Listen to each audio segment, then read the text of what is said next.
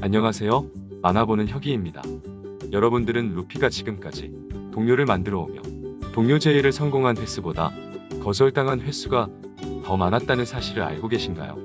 루피의 동료 제의를 거절한 총 10명의 인물들이 있는데 어떤 인물들이 있으며 또 왜 루피의 제안을 거절했는지 함께 알아보는 시간을 가져볼까 합니다. 그럼 바로 출발해 볼까요? 아따 출발!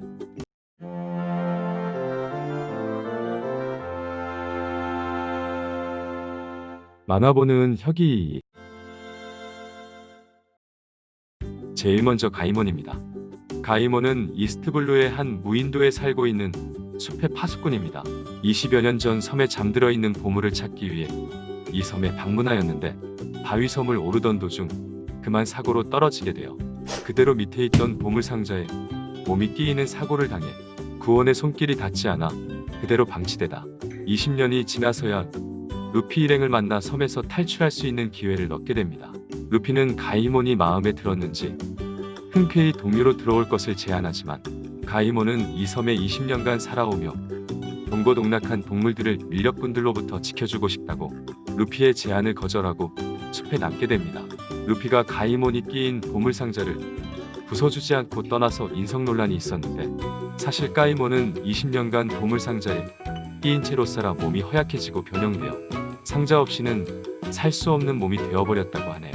루피가 떠난 이후로 가이몬은 서팡클이라는 오크통에 몸이 끼어 빠지지 않는 가이몬과 똑같은 입장의 여자친구를 만나게 되는데 어떻게 보면 루피의 동료 제의를 거절한 것이 가이몬의 입장에서는 더 잘된 일일지도 모르겠네요.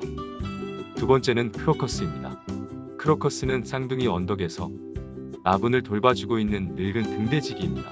원피스 초반에는 밀짚 모자 일행과 티키타카하며 허당미를 보여주는 동네 할아버지 정도의 취급을 받고 있었지만 20여 년 전 선의로서 해적왕의 배에 타고 있었다는 놀라운 경력이 소개되고 오다 선생님의 공식 설정집인 비브르카드에서는 견문색 패기까지 쓸 수 있는 것으로 소개되어 숨은 고수로 재평가받고 있는 인물 중 한 명입니다. 루피는 라분을 돌봐주는 착한 마음씨와 선이었다는 점이 마음에 들어 동료로 들어올 것을 제안하였지만 본인은 이제 늙었다며 루피의 제안을 거절하게 됩니다. 만약 크로커스가 동료로 들어왔다면 브룩과의 재회, 레일리와의 재회 등 재미있는 그림이 그려졌을 텐데 참 아쉽네요. 세 번째는 쿠레아입니다. 쿠레아는 드럼왕국의 최고령 의사로 나이가 무려 141세이며 초파의 스승이자 어머니뻘 되는 인물입니다.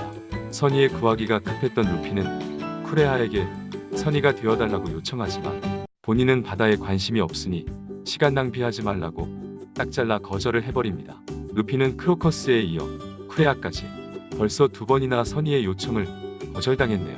이후 루피는 아쉬운 대로 쿠레아의 의학 지식이 모두 담겨있는 우리의 귀염둥이 초파를 데려가게 됩니다.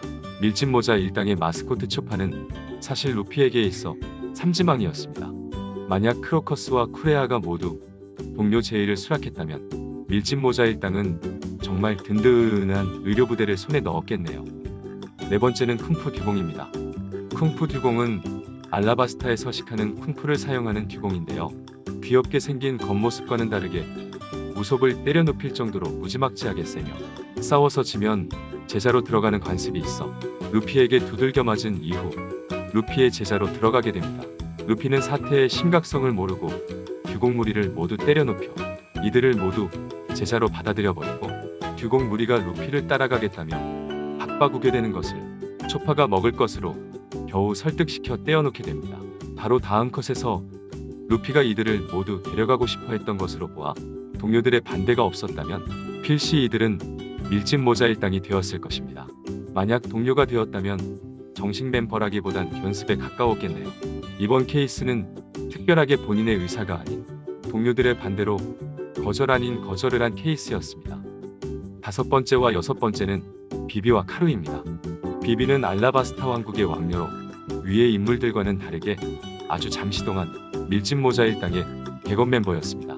쌍둥이 언덕부터 알라바스타까지 제법 많은 에피소드를 함께하였으며 알라바스타 사태가 정리되자 루피는 비비를 정식 멤버로 영입하려 하지만 비비는 전쟁 후 황폐해진 나라를 돌보기 위해 루피의 제안을 거절하게 됩니다.